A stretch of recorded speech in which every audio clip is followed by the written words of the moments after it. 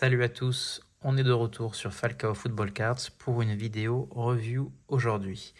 Avant de commencer, dire merci à tout le monde, on est presque 200, vous êtes presque 200 à suivre la chaîne, donc je vous remercie beaucoup. J'espère qu'après cette vidéo, on atteindra enfin les 200. Et voilà, n'hésitez pas à mettre un like et des commentaires si vous avez des questions à poser sur les cartes ou sur le produit qu'on va vous présenter aujourd'hui. Donc, aujourd'hui, on se retrouve pour parler de Cards Label.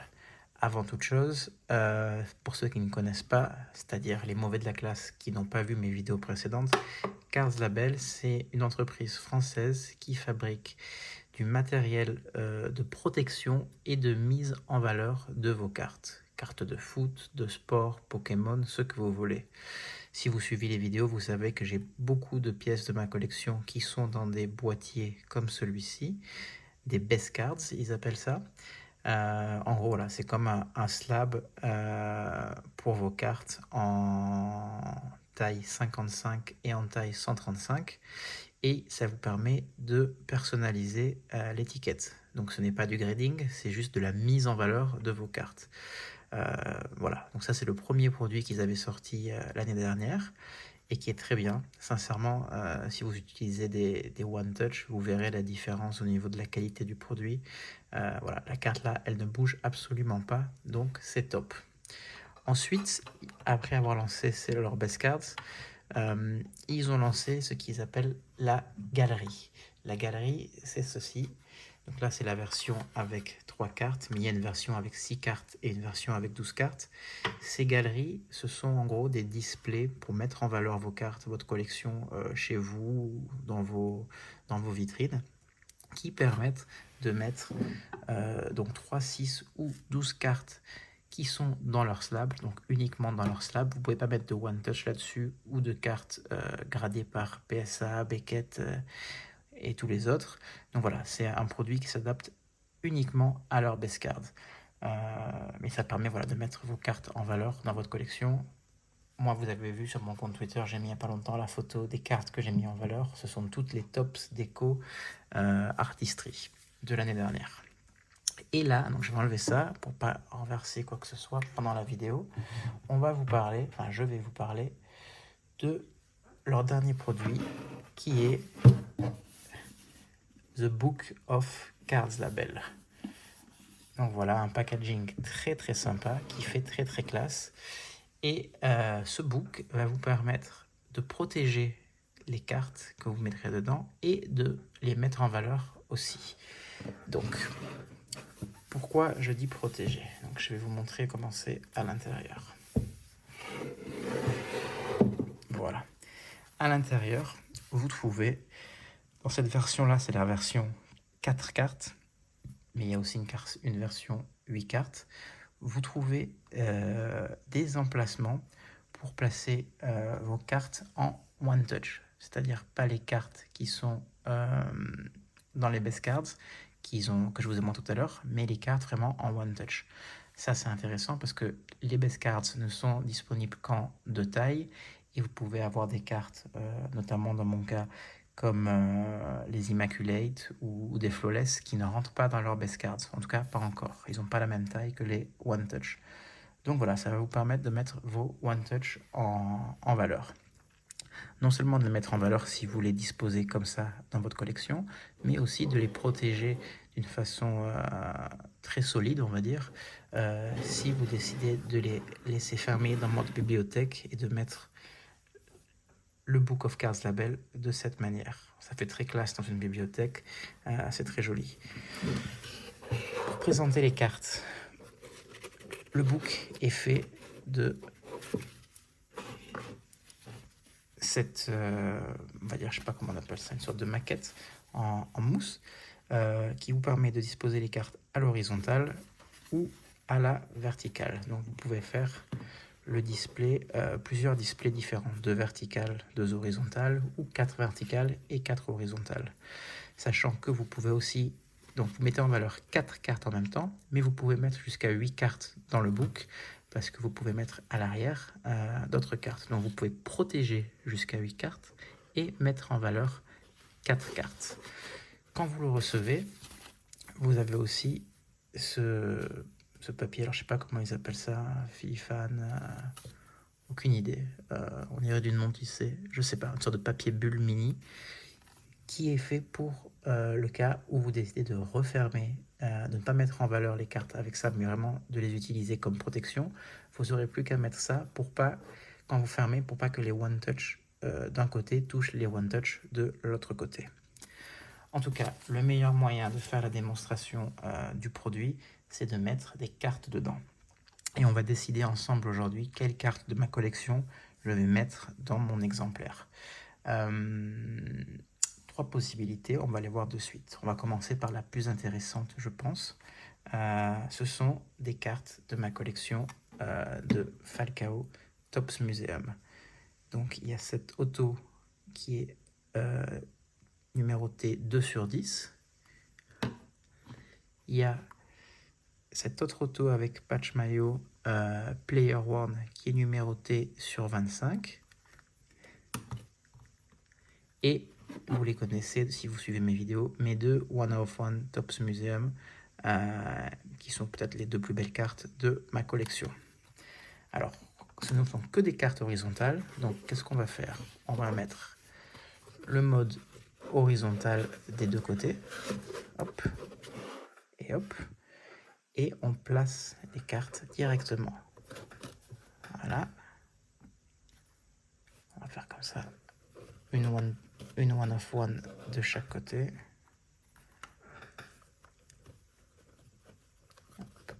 Ça rentre très facilement, c'est très stable. Vous pouvez mettre des one touch de plusieurs tailles, ce n'est pas limité qu'à une taille. Donc voilà, le résultat est le suivant. Alors ça fait très très stylé, je trouve. Si vous avez ça en display dans votre vitrine avec vos cartes préférées, c'est top. Pourquoi ces cartes-là, je ne les mets pas dans leur slab à Cards Label? Tout simplement parce qu'elles sont trop épaisses. Et alors le 135, il est vraiment très très juste. Il faudrait que je presse la carte, ça l'abîmerait un peu. Donc voilà, on prend pas de risque. Il y a des one touch à leur taille. Peut-être qu'un jour Cards Label fera des best cards assez épais pour que je puisse mettre ces cartes. Mais en attendant, voilà, dans ce Book of Cards Label, elles sont bien mises en valeur et c'est magnifique. Donc ça, c'est l'option 1, ma collection d'auto de Topps Museum de Falcao. Alors, je vous laisserai peut-être mettre en commentaire qu'est-ce que vous préférez, qu'est-ce que vous trouvez plus stylé pour ce Book of Cards Label. Est-ce que ce sont ces cartes de Falcao ou les deux autres options que je vais vous montrer? On va passer à une deuxième option qui est option carte de l'AS Monaco Immaculate. Cette fois-ci, on a une auto de Jovetic numérotée à 17. Alors, malheureusement, l'auto, vous voyez, vous l'avez déjà vu peut-être dans d'autres vidéos, mais il est sympa, mais il déborde complètement en haut et en bas du sticker. Le désavantage du sticker, et en plus, le patch, c'est pas un patch de l'AS Monaco, mais c'est un patch de l'Inter Milan. Cette auto numérotée à 20 de Cesc Fabregas, mon plus bel auto de Fabregas, avec un double patch Mario. En carte horizontale, cette carte double Memorabilia Klitz, donc avec des bouts de chaussures portés par Falcao et par Fabregas, numérotée à 5. Donc du coup, là, vous voyez, la carte est déjà beaucoup plus épaisse que les autres cartes que je vous ai montrées. Et cette carte horizontale de Falcao, numérotée à 50, qui est sympa, même si le patch maillot, c'est un patch maillot de Chelsea. Encore une fois, Panini, parfois, ils font des choses un peu stupides avec leur patch. Plutôt que d'attendre un petit peu d'avoir le maillot équivalent à celui qui est porté sur la carte, ils mettent le maillot d'un ancien club. N'importe quoi. Donc dans cette configuration, on va tester d'un côté les cartes en horizontale. Ouais, donc ça c'est la carte la plus épaisse, mais elle rentre. Elle dépasse un petit peu, mais vraiment pas beaucoup. C'est pour ça que quand on va faire l'exemple après, on ferme la boîte, on va mettre le petit papier blanc qu'ils nous ont fourni. Et là, les cartes horizontales, tchac. Très sympa. Donc là, si je devais fermer, pour pas que les one touch se touchent, j'utiliserais cette protection. Voilà.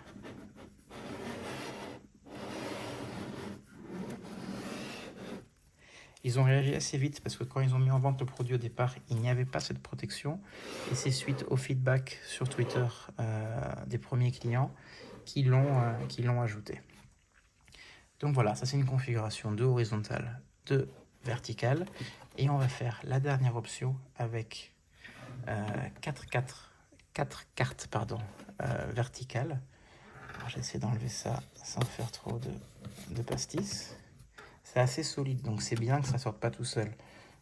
C'est pas que je galère, c'est bien pour les cartes. Vous voulez pas mettre ça chez vous et vous retrouver le matin avec une carte par terre parce que la chose n'est pas bien faite.